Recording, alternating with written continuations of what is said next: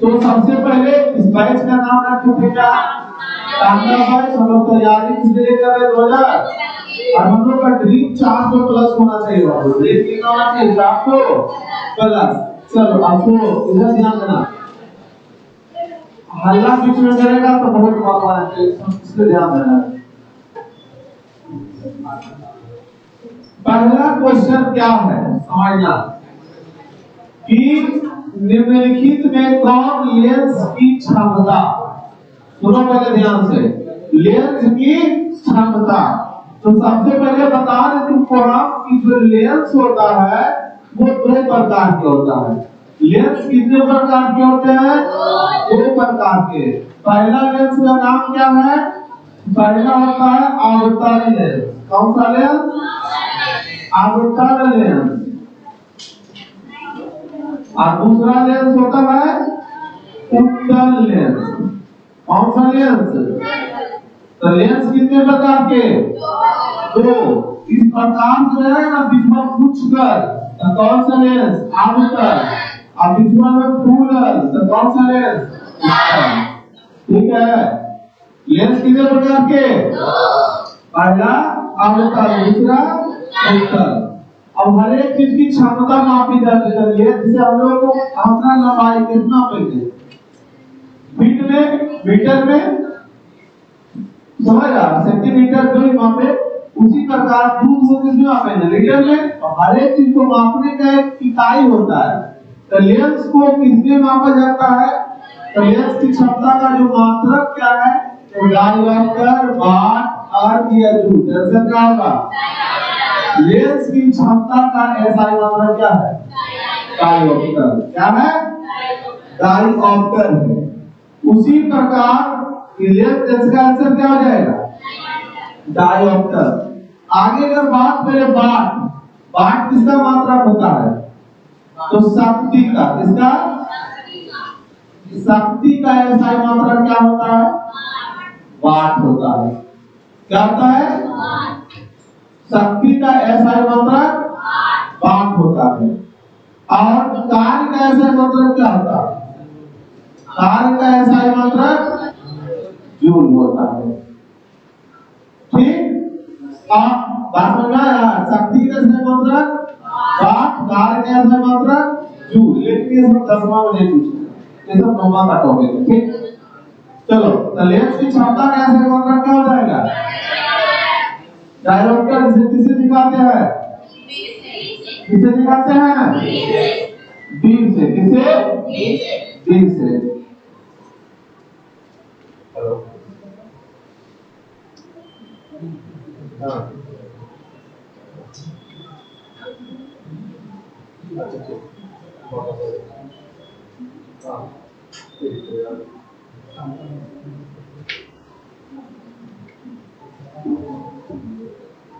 चलो ध्यान देना, यहाँ कोई दिक्कत किसी को समझ में आ गया? अब इसको कुछ नोट करना है। जैसे किसी बच्चा पूछ रहे पता था कि लेंस क्या होता है? लेंस क्या होता है? दो गो। अब कई कौन? अवतल और उत्तल लेंस। अवतल लेंस बीच में पूछकर, अवतल लेंस बीच में कौन-सी? पूछकर, और उत्तल लेंस फूलल। ठीक, तो लेंस की क्षमता कैसे मात्रक? डायऑप्टर। शक्ति कैसे मात्रक? कार्य का जूल। क्लियर है तक? क्योंकि ये मात्रक है, ऐसे एसआई मात्रक होता है। मात्रक एसआई मात्रक में अंतर है, बताएंगे हो गया ना जहां तक कोई का। चलो दूसरा क्वेश्चन ध्यान देना कि हजामत, हजामत मतलब बाल काली बनाने के लिए। हजामत मतलब बाल काली बनाने में बोलते हैं हजामत बनाना। तो हजामत बनाने के लिए लोग किस दर्पण का प्रयोग करते हैं? तो अवतल दर्पण का। कौन सा दर्पण का? क्योंकि दर्पण की अगर बात करें हम तो दर्पण कितने होते हैं? दर्पण ऐसे मूल से दो ही होते हैं, लेकिन यहाँ किताब के अंदर आप 3 पढ़ो ऐसे। पहला समतल दर्पण। कौन सा दर्पण? समतल दर्पण।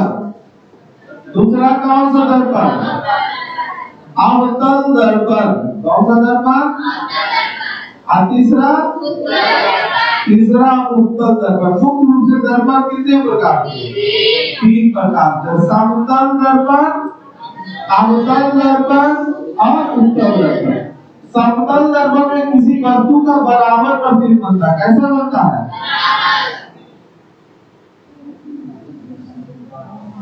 बराबर प्रतिबिंब बनता है।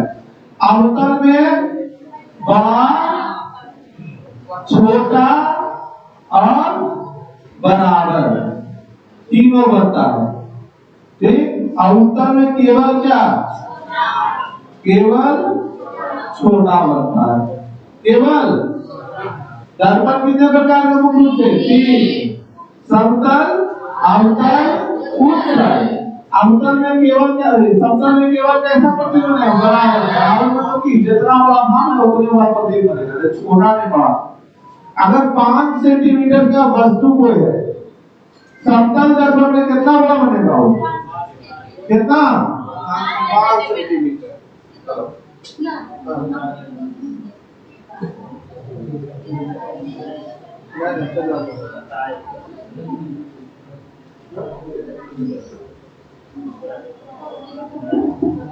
चलो बात समझ में आया कि नहीं आया? कोई दिक्कत? समतल दर्पण में कैसा बनेगा? बराबर। अवतल में सब, अवतल में बड़ा भी बन सकता है, छोटा भी बन सकता है, दोनों के बराबर भी बनेगा, तो तीनों बन सकता है। उत्तल में केवल क्या बनेगा? ठीक। तो समतल दर्पण का उपयोग हम लोग अपने घरों में करते हैं। कहाँ? अपने घरों में कौन सा दर्पण लगा होता है? समतल दर्पण। वो अपना चेहरा देख के आते हैं, बात ध्यान करते, कौन सा दर्पण में? अब जब सैलून जाते हैं ना, तो हम लोग का चेहरा थोड़ा बड़ा दिखना चाहिए उसमें। सैलून में लगेगा तुम्हें जो है ना, सैलून में जाएगा ना तो जो भी जबरदस्त अपने सैलून खाने अगर पूरा चेहरा बड़ा बड़ा दिखेगा एकदम, ठीक है, ताकि दाढ़ी बाल बनाने में क्या हो? आसानी हो। तो जो सैलून में होता है कौन सा दर्पण लगा होता है? अवतल दर्पण लगा होता है। उत्तल दर्पण कहाँ होता है? उत्तल दर्पण होता है, गाड़ी देखा ना, गाड़ी इसके साइड में आईना लगा होता है, इसे साइड मिरर बोलते हैं। तो मोटर गाड़ी के साइड मिरर में जो दर्पण लगा होता है कौन सा दर्पण होता है? उसमें कैसा प्रतिबिंब होता है? बता के समझते हैं। क्लियर? आगे बढ़ा। चलो अब सुन लो, ये जो चीज हम आज बता रहे हैं वो हम कल पूछेंगे डेली 20 को। 20 को है ना, अब तुम लोग टाइम पर क्लास आना है। हो सकता है बहुत बच्चा आया होगा, तो टाइम पर जो बच्चा लेट आए टाइम पर आओ, ठीक है? क्योंकि हमको 1.5 घंटा बहुत कुछ पढ़ना है। ऐसा नहीं कि हाँ गए 1.5 घंटा पास करना, नहीं। कल हुआ था लेकिन आज नहीं। आज थोड़ा सा डिस्टर्ब होने के कारण बेस का हुआ क्लास। इसका कोशिश रहेगा कि हमारे पूरा क्लास स्टार्ट हो जाए, क्योंकि बुआ किसी से 500, किसी से 1000, किसी से 700 लिए तो मालूम है, तो फ्री का नहीं लिया, हम मेहनत करें, ठीक है? किसी अगर और बहुत सारे लोग ऐसे भी बात ऐसे सब बात बोले ना, दुख हुआ, लेकिन तुमको भरोसा करना, तुम्हारा पैसा अगर तुम दिया है तो बर्बाद 1 रुपया नहीं होगा। और इसका जो है ना, इसका परिणाम तुमको किस दिन दिखाई देगा जानता है? जब लास्ट एग्जाम तुम्हारा आएगा ना सबका, तो अदर बच्चों पर प्रेशर होगा, तो पढ़ने वाला होगा, कैसे पढ़े क्या करे, तुम्हारा अभी से क्या हो जाएगा? कंप्लीट हो जाएगा, समझ रहा? अब एग्जाम के दिन तुम्हारा चेहरा पर खुशी होगा, और उस बच्चा के भी चेहरे पर अगर खुशी हो, जो मेहनत किया, जो नहीं करेगा, थोड़ा सा उसका चेहरा पर गम होगा, रिजल्ट में तुम ज्यादा खुश होगा। तो थोड़ा भरोसा रखना, 500-700 तुम्हारा बर्बाद नहीं हुआ। और दूसरी बात, जो बच्चा एडमिशन ले लिया है वापस हो जाएगा, तो अपना एडमिशन कैंसिल करवा ले, तो कैंसिल होने पर तुम्हारा फी वापस नहीं होगा। ताकि सुबह को बच्चा को बोला था कि सर हम बोले नहीं, ऐसा नहीं होगा, ले लिया और एडमिशन फिर वापस नहीं करना होगा, ठीक है? तुमको मजबूरन आना पड़ेगा, अरे अपने पैसा बचाने के चक्कर में नहीं, जो गलती को उस चक्कर में तुमको एडमिशन लिया है, तुमको अच्छा नंबर आए, ठीक? क्या बात समझ आ गया? तुम पढ़ता थे व्यक्ति पढ़ता है, केवल तुम क्या व्यक्ति क्लियर होगा? बच्चों साथ हुआ नहीं? अगला क्वेश्चन समझना तो क्या कह रहा है? किसी वस्तु का अवतल दर्पण द्वारा बना प्रतिबिंब आभासी, सीधा और वस्तु से बड़ा पाया गया। तो वस्तु की स्थिति कहाँ होनी चाहिए? तो जो बच्चा पढ़ा इसको समझ रहा होगा क्या बोल रहा है। बस अवतल में कौन सा प्रतिबिंब कहाँ है? आभासी। अब तुम लोग बाकी को छोड़ दो, तुम लोग सब जानता है कि अवतल में टोटल अवतल दर्पण में अवतल दर्पण में कितने जगहों पर रख के प्रतिबिंब का निर्माण किया जा सकता है? सब जानता है 6 जगहों पर। क्या जगहों पर? 6 अलग अलग जगहों पर रख कर प्रतिबिंब का निर्माण किया जा सकता है, जिसमें से 5 जगह पर रखने पर कौन सा प्रतिबिंब बनेगा? वास्तविक। 5 जगह पर रखने पर कौन सा प्रतिबिंब बनेगा? वास्तविक। 1 जगह रखने पर कौन सा बनेगा? आभासी बोलो चाहे काल्पनिक बोलो। और जगह कौन सी कौन होता है? जगह होता है ध्रुव और फोकस के बीच, यही ना होता है?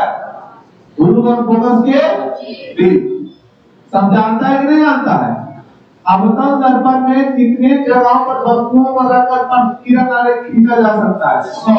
और उत्तल में केवल उत्तल में अवतल में 100, अवतल में कितना? 100।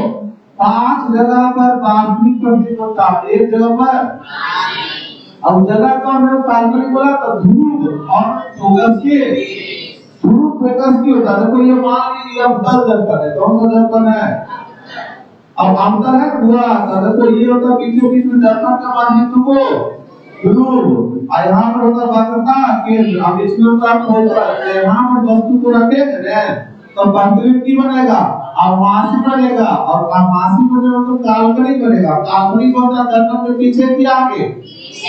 दर्पण के कहाँ बनेगा? पीछे। अब वस्तु से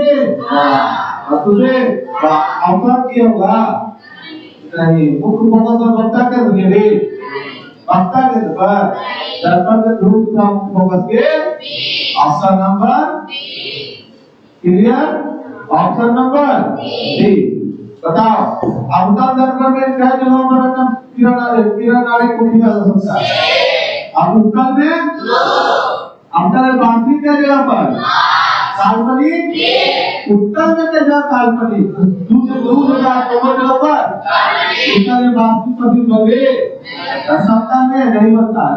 वास्तविक प्रतिबिंब केवल अवतल में बनता है। अब टोटल कई प्रतिबिंब बनेगा उसमें क्या जगह पर रखकर? 6 अलग अलग जगह पर। वास्तविक क्या बनेगा? काल्पनिक क्या बनेगा? कहाँ जगह को नाम कर ध्रुव और फोकस के हम नीचे और फोकस के बीच। अरे ऐसा होगा दर्पण का ध्रुव और फोकस के है। बात समझ आया? तो कल के क्लास में अगर ये सब भी पॉइंट कुछ भी लोगों को दिक्कत है, आज सब पढ़ा दे रही है तो कल पॉइंट नहीं लिख लो, खुद से लिख लो ने। ठीक। चौथा पहले अवतल लेंस और में पूछ कर रहा है। अवतल लेंस तो रहा है, उत्तल लेंस तो रहा है, आगे पूछ रहा है। कहाँ पूछ कर रहा है? विजुअल अवतल लेंस। अब विजुअल खुला लेता क्लियर। तो अवतल लेंस द्वारा प्रतिबिंब होता है। देखो अवतल लेंस बात करते हैं तो जो अवतल लेंस होता है, अवतल लेंस इसमें प्रतिबिंब कैसा बनेगा बताओ?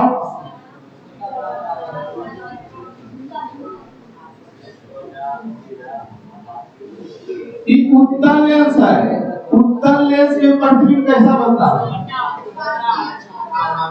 उत्तल लेंस तो मैंने समझा छोटा सीधा आभासी। देखो अवतल लेंस में पहले ध्यान रखना हमेशा काल्पनिक प्रतिबिंब होता है। कौन सा? हमेशा काल्पनिक प्रतिबिंब। काल्पनिक कोई आभासी का है। काल्पनिक होता है सीधा होता है। क्या होता है? काल्पनिक प्रतिबिंब क्या होता है? सीधा होता है। ठीक है। काल्पनिक प्रतिबिंब क्या होता है? अब सीधा होगा तो मतलब अवतल लेंस हमेशा कैसा प्रतिबिंब है? काल्पनिक और सीधा। और एक जब छोटा भी बनाएगा। क्या बनाएगा? छोटा। सर काल्पनिक और बराबर के ग्राफ होते हैं समतल में। पूछा किस दर्पण में हमेशा काल्पनिक और वस्तु के बराबर प्रतिबिंब बनता है? तो समतल। किस दर्पण में काल्पनिक वास्तविक दोनों प्रकार का प्रतिबिंब बनता है? अवतल में। दर्पण की बात कर रहे हैं, ठीक है।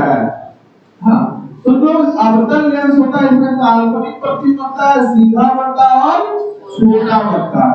तो अवतल जो लेंस है उसका छोटा भी होगा, सीधा भी होगा, आभासी भी होगा, इसमें सभी।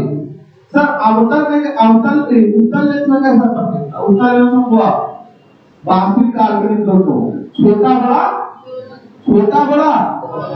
वास्तविक काल्पनिक और उसमें छोटा बड़ा बराबर तीनों होते। यानी उत्तल लेंस और अवतल दर्पण में सभी प्रतिबिंब होते हैं, ठीक है। उल्टा दर्पण में जो आज करेगा वो कुछ होगा, लेंस उसका क्या हो जाएगा? उल्टा। क्या हो जाएगा? आज बोलते हैं तो दिक्कत। चलो तू बताएगा हुआ। हाँ उठा बताना है कि उत्तल लेंस में कैसा प्रतिबिंब बनेगा?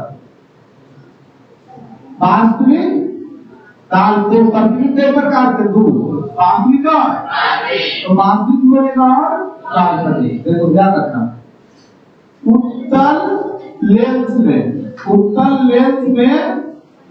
पैटर्न, उत्तल लेंस में कैसा बनेगा? तो दोनों प्रतिबिंब बनेगा। दोनों मतलब कौन? वास्तविक और काल्पनिक दोनों। अब दर्पण में इसका उल्टा, तो नहीं दोनों को अवतल दर्पण होगा। अवतल दर्पण में दोनों बनेगा।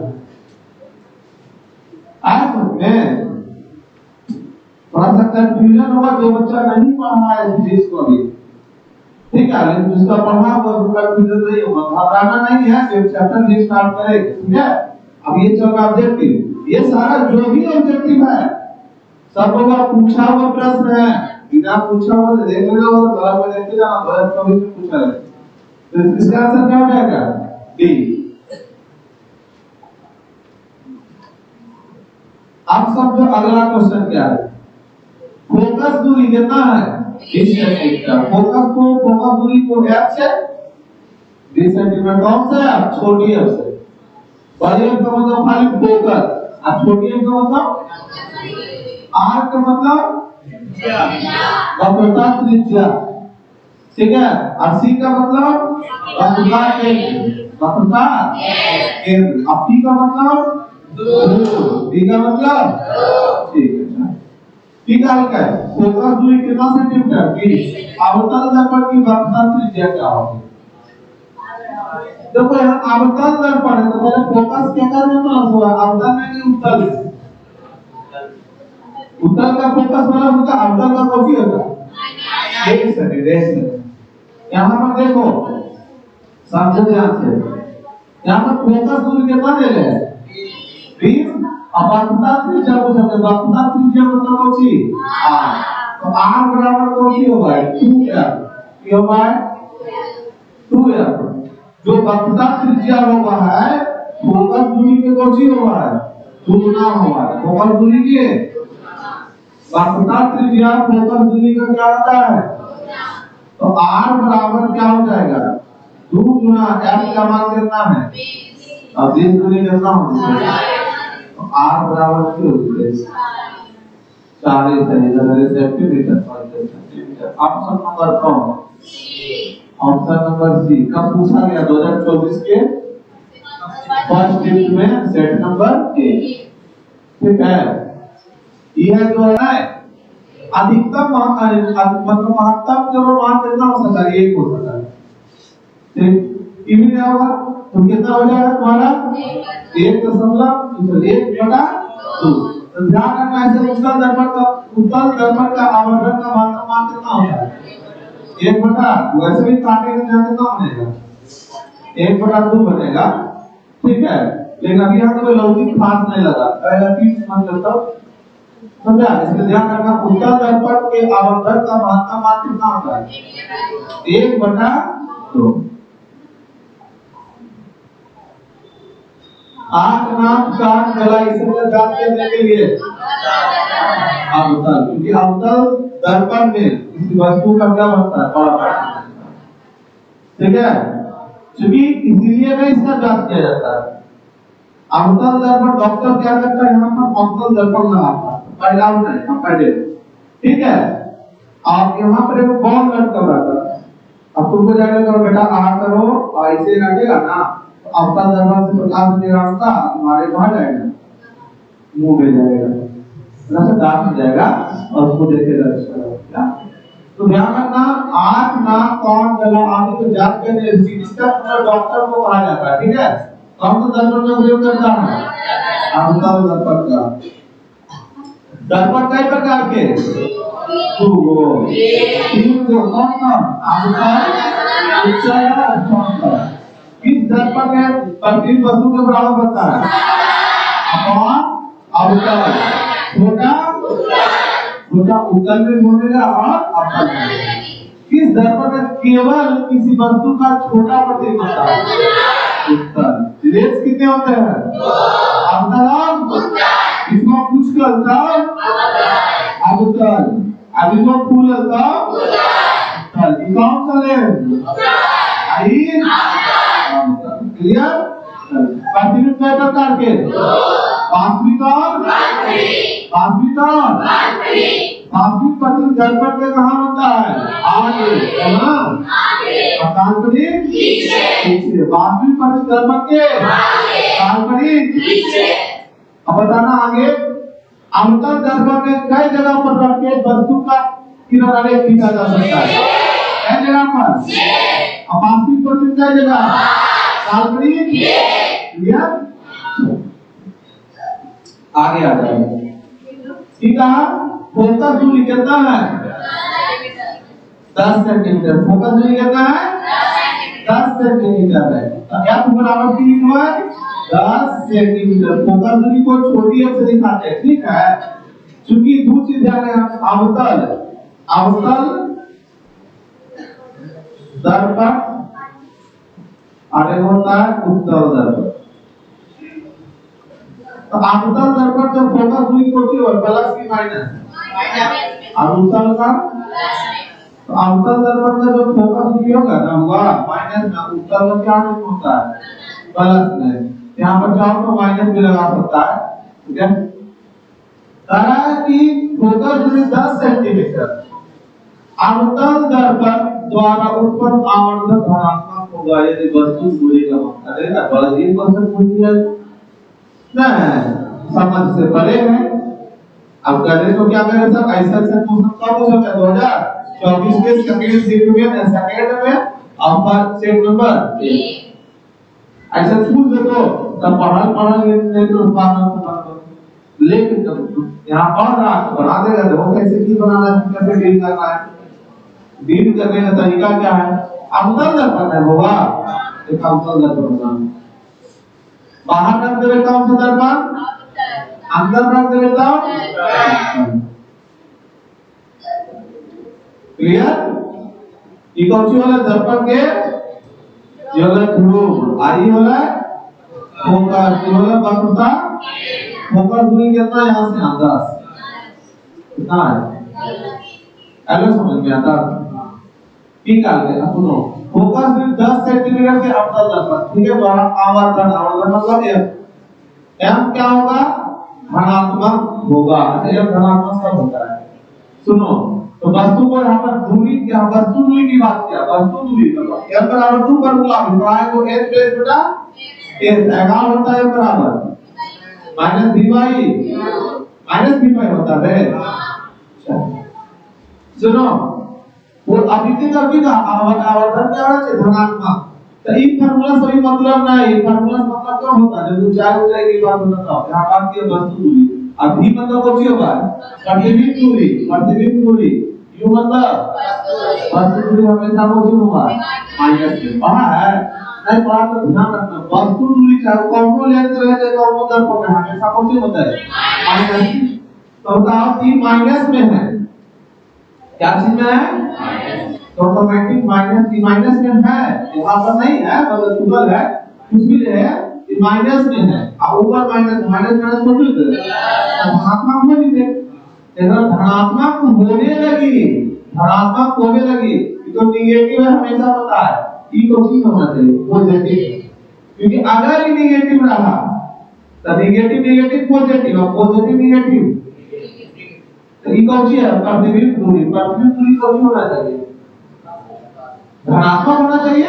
आपको जानना को प्रतिबिंब दूरी अगर एरिया बढ़ गए तो ऋणात्मक ही होगी, कि ये साइड को क्यों होता है ऋणात्मक, धनात्मक कहते हैं ना हुआ है कैसे, अब पढ़ा चिन्ह परिपाटी को चिन्ह परिपाटी में क्या पढ़ा, इधर से दूरी को क्यों होता है धनात्मक, इधर से दूरी ऋणात्मक, ऊपर से दूरी धनात्मक, नीचे से दूरी पढ़ा है। तो कैसे अगर प्रतिबिंब बनता है तभी धनात्मक होगा, बात समझ में आया, मतलब कैसे बने का मतलब काल्पनिक प्रतिबिंब बनते हैं, कैसे बनते हैं, अब काल्पनिक प्रतिबिंब बने का मतलब हो रहा है कि ध्रुव और फोकस के, अब ये ना मतलब जो अवतल दर्पण में काल्पनिक एक जगह होता है ध्रुव और फोकस के बीच, ध्रुव और फोकस के बीच, ध्रुव और फोकस के बीच बने का मतलब 10 सेंटीमीटर से कम दूरी पर होना चाहिए कि ज्यादा होना चाहिए, ज्यादा पर आता है तो ये बनते या यहां बनते तो काल्पनिक तो होते हैं, अगर 10 सेंटीमीटर भी रहता है तब फोकस पर बनता है, फोकस पर रखेंगे तो काल्पनिक होते हैं। तो वस्तु को कहां रखना है, 10 सेंटीमीटर से कम, अब कम वाला कहां है, इसका आंसर ये दे रहा है क्या, नहीं कैसे रखते आया बात समझ में। तो वो कितना दूर से चला ये क्वेश्चन, चला कि नहीं चला है ना, कितना दूर से चला इस मतलब पढ़ो, समझा, फिर से समझे एक बार, फोकस दूरी कितना है, साउंड दर्पण है बना ले यार, ये डायग्राम को होगी खींचिए, ठीक है, समझना ध्यान से। अगर इसका 10-20% अगर टोटल 100% में अगर 60-70% भी समझ गए तो बहुत है, और घर में की बोले तो फिर से तू बना के लाना, रात्रि जैसे तो डायग्राम सब बनाना, तो दुख होगा, होकर जाना होगा, लेकिन तुम्हें लिए बेटर होगा। ठीक, कौन सा दर्पण बना लिया, आवर्धक, ठीक है, आवर्धक का तुम फॉर्मूला याद रखना सर, एक m बराबर क्या होता है, h डैश बटा h, m बराबर आवर्धक को m से दिखाता है, किसे सर, आवर्धक क्या है, कभी तुरंत बतेंगे कि आवर्धक क्या है, यह बताता है कि वस्तु से कितना गुना बड़ा या छोटा प्रतिबिंब बना है। आवर्धक क्या बताएगा, वस्तु से कितना गुना बड़ा या छोटा प्रतिबिंब बना है, ये आवर्धक बताता है। आवर्धक का दो फॉर्मूला, क्या फॉर्मूला, दर्पण में दो फॉर्मूला लेंस से अलग होगा, ध्यान रखना, h डैश बटा i बराबर -3 बटा m का मतलब आवर्धक दोनों चला, h डैश का मतलब प्रतिबिंब की ऊंचाई है, h है तो ऊंचाई है, डैश लगा लेता प्रतिबिंब, अब बिना डैश लगा वस्तु ऊंचाई, ठीक, और v मतलब कुछ हुआ है प्रतिबिंब की दूरी, प्रतिबिंब की दूरी, u मतलब वस्तु की दूरी, वस्तु दूरी कोई एक कोई दर्पण कौन सी होगा, माइनस होगा, तो अब निकाल के कौन सी होना चाहिए, तो धनात्मक। तो सोचो ना पहले कि फार्मूला जो है सर, फार्मूला यहां हुआ है जो चीज m बराबर कौन सी फार्मूला है -v/u, क्योंकि ऊपर सुनो अभी हमेशा ठीक से कि u कौन सी होगा माइनस, तो अब ये तो माइनस माइनस कौन सी होगा, अब तो धनात्मक हो गए, लेकिन ई कौन सी होगा कब होगा, माइनस माइनस प्लस होगा, ई पॉजिटिव होगा तब रे, अगर ये नेगेटिव हो गया प्रतिबिंब दूरी का मान माइनस में आ गया तो माइनस में ही है और माइनस आगे लग रहा है, माइनस माइनस अब खुद ही माइनस में है, तो समझो ये तो माइनस माइनस वाला सब प्लस माइनस ऋणात्मक आ जाएगा, ऋणात्मक क्या चाहिए, इसलिए हमेशा क्या करना चाहिए, कौन सी होना चाहिए, प्लस होना चाहिए, तो प्लस होने का मतलब भी कौन सी है, भी, अभी मतलब प्रतिबिंब दूरी प्लस होने का मतलब काल्पनिक बनेगा, क्या बनेगा, अब काल्पनिक में दर्पण के, अब दर्पण के पीछे बनेगा तो तुम जानता एक के जगह पर अवतल में रख सकता ध्रुव और फोकस के, और इसके बीच की दूरी कितना है, 10 सेंटीमीटर से कम है रखेंगे, क्योंकि 10 पर रखने का मतलब वो कहां पर रख देंगे, फोकस पर रखने से कहां बनेगा, तो कौन सी गेटी हो जाएगा ना, तो ऐसा क्या होगा 10 सेंटीमीटर से, एक बार घर जाना, एक बार खुद से बनाना, कहीं दिक्कत होगा डाउट होगा कॉपी करके समझाएंगे, ठीक है। ज्यादा है सुनना है, 2 बार समझा दिए ना। अगला क्या कहा, फोकस से ध्रुव की ओर आने पर आपतन दर्पण के आवर्धन का मान क्या होता है बताओ? बढ़ता है कि घटता है? बढ़ता है। क्यों बढ़ेगा भाई? इसको रेटिए लोग की समझा दे, समझा दे की कहते हैं फोकस से ध्रुव कौन सा दर्पण?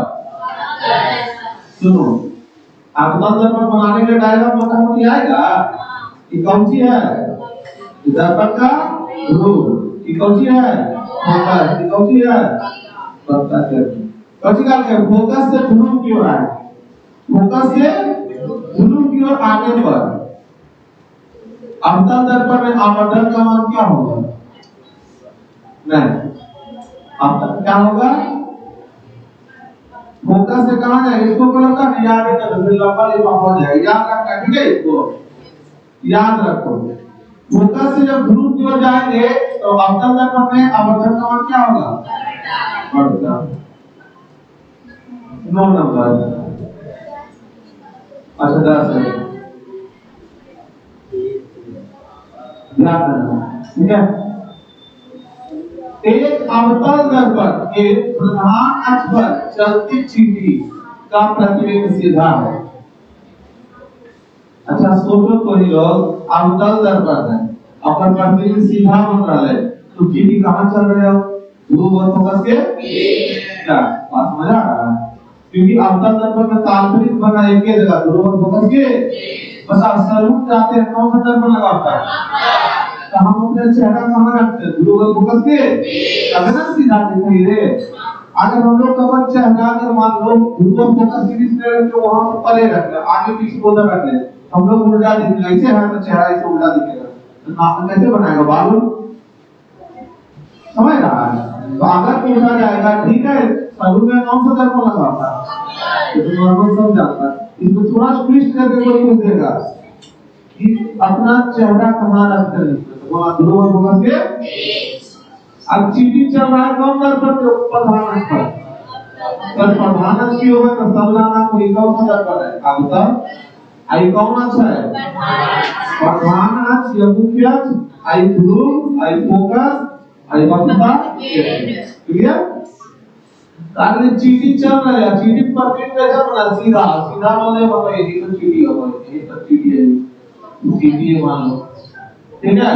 तथा बढ़ता जा रहा है, चींटी की गति की दिशा भी है ना, पढ़ लो कि अगर ध्रुव कभी कहते हैं सीधा बोलते हैं फोकस ध्रुव की ओर जाएगा तो कौन सी होते रहेगा? बढ़ता जाएगा, तो चींटी जहां पर नहीं जा रहा बढ़ रहा है, चले जा रहा है फोकस से ध्रुव की ओर, फोकस से ध्रुव की ओर का नंबर ऐसा है। अभी तो रख पढ़ा दिया है कि ध्रुव से सॉरी फोकस से अगर हम ध्रुव की ओर जाएंगे तो जो प्रतिबिंब में क्या हो जाएगा? अब इंतजार लेंगे, यहाँ पर चींटी कहाँ चल रहे हैं? आपतन दर्पण के प्रधान अक्ष पर।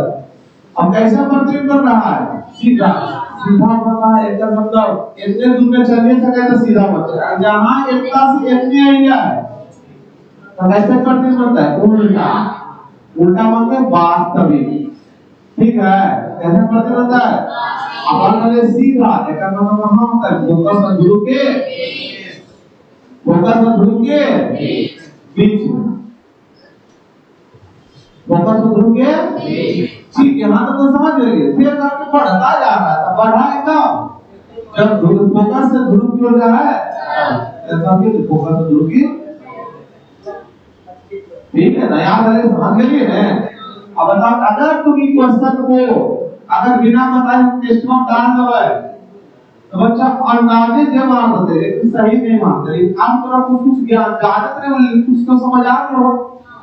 अच्छा, अवतल दर्पण में टोटल 6 जगहों पर रखकर किरण आगे खींचा, जिसमें से 5 को वास्तविक, 1 को काल्पनिक कहा बनेगा ध्रुव और फोकस के। अच्छा, फोकस ध्रुव की ओर जाएगा तो प्रतिबिंब के आकार बढ़ेगा, तो चींटी क्या, चींटी चल रहे तो आकार को क्यों बढ़ रहा है? तो कहां से कहां जा रहे हैं? फोकस से अगर सोचे अगर आकार घट होता है हम बढ़ता हो गया झटका देता है आंसर क्या होता आंसर होता ग्रुप से फोकस कियो यदि पूरा आंसर हो जाता अगर हम घटना कर देगा तो उदाहरण ले चीटी चल रहे हैं चीटी में दिए गए लेकिन अभी सिलेबस में नहीं है यार ऑब्जेक्टिव नहीं लाए सर ये सब पूछते हैं क्वेश्चन हां पूछते हैं पूछल है कब पूछा 2024 में यानी एक साल पहले समझ रहा है तो ये सब जरूरी है घबराना नहीं बाद में बोल रहे हैं 20 क्वेश्चन कराएंगे तुमको लगेगा 20 वो कराएंगे 1 क्वेश्चन करवा दिए ठीक है उसमें से 10 लोग बोले 20 को कराए हैं उसमें ढेर सारा करवाए हैं तो 100 में ज्यादा नहीं 70% याद बैठे हुआ ज्यादा खाली रिवीजन करना चलो अगला क्वेश्चन नंबर 11 की कर ले किसी भी मतलब क्या होगा विश्व मतलब है वस्तु बता देते हैं ध्यान रखना है विश्व मतलब वस्तु की बात कर रहा है अगर विश्व बोले तो घबराना नहीं क्या है विश्व का प्रतिबिंब विश्व मतलब वस्तु का प्रतिबिंब आवर्तन ऋणात्मक तो उस प्रतिबिंब की प्रकृति क्या होगी बताओ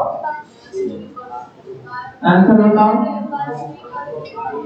वास्तविक और कभी वास्तविक के साथ सीधा कभी बनेगा जी वास्तविक और हमेशा उल्टा होता है और काल्पनिक और सीधा आभासी साथ उल्टा कभी बनेगा तो लोग सब ऐसे चलेंगे आभासी और सीधा जब आभासी और सीधा बनेगा तो ऊपर जाएगा जब भी ऊपर जाता है ना तो धनात्मक होता है और क्या होता है और नीचे आएगा तो क्या होगा क्या होगा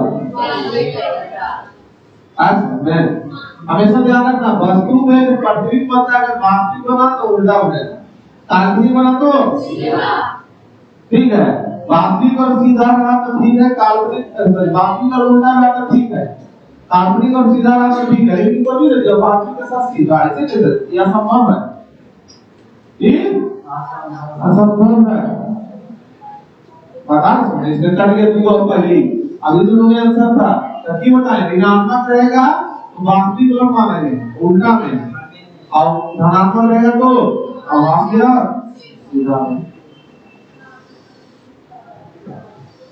ये तो सब जानता है बहुत इंपॉर्टेंट क्वेश्चन दिया ऑब्जेक्टिव में भी आवा सब्जेक्टिव में भी आवा चलो इसमें पूछा प्रकाश के परावर्तन से कितने दिन होते हैं तो कौन तो आपतित किरण परावर्तित किरण और आपतन जो डाला गया है वो एक ही तरह का होता है आपतन को परावर्तन को आपस में क्लियर है वो दिक्कत नहीं है इसमें कुछ पूछना यार प्रकाश के परावर्तन जगह नहीं है ये ऑब्जेक्टिव में भी आएगा सब्जेक्टिव में भी आएगा ये क्वेश्चन को बता सकता हूं तो पागल है एक प्रकाश की किरण के समतल दर्पण पर कौन सा दर्पण होता है ऐसे का मतलब कौन सी नंबर है कौन सी है नंबर लंबवत मतलब कितना डिग्री 90 डिग्री है ना ऐसे प्रकाश की किरण आएगा तो सब जानते हो ऐसे आई हो तो जैसे आई हो ऑक्सीजन चल जा 90 डिग्री में ऐसे होता है तो आपतन कोण परावर्तन कोण का मान कितना होता है 0 आई और आर दोनों क्या होता है 0 होता है तो कौन सी पूछने की जरूरत है परावर्तन कोण का मान क्या होगा कुछ बच्चा पास में 90 डिग्री ना ये कैसे होता है आप परावर्तन कोण है कुछ होता है क्या होता है तो क्या अगर कोई समतल दर्पण पर तो प्रकाश की किरण लंबवत पड़ेगा तो ऐसे आएगा और ऐसे तो आपतन कोण 0 परावर्तन कोण एक्सपेरिमेंट भी किए थे इस पर हम लोग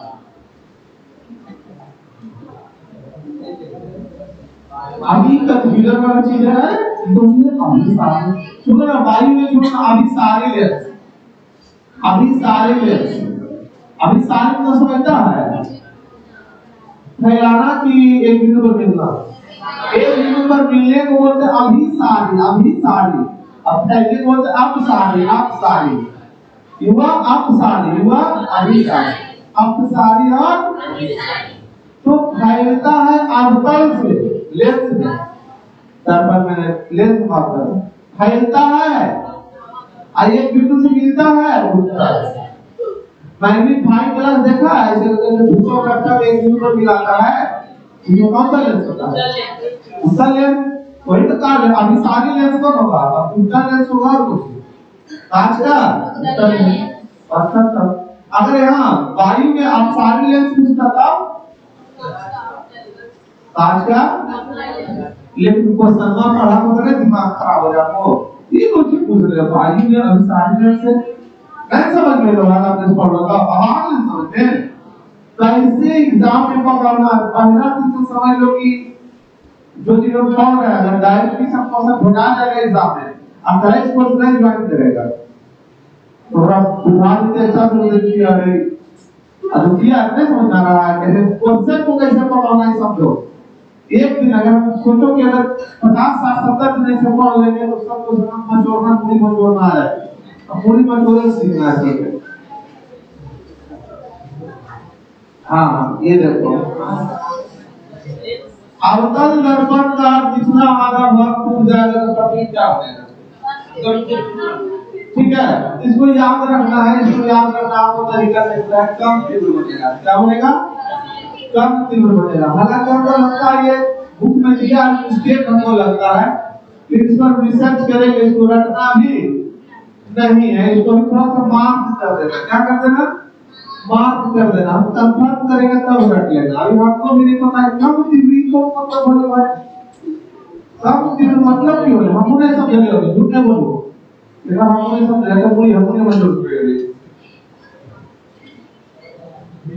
हां समझ एक अभिसारी त्रिभुज। अभिसारी मतलब क्या होता है? एक बिंदु अभी ना मतलब एक बिंदु पर गिरना समतल दर्पण पर आपकी होती है। चलो सुनो, अच्छा पहले ही बताओ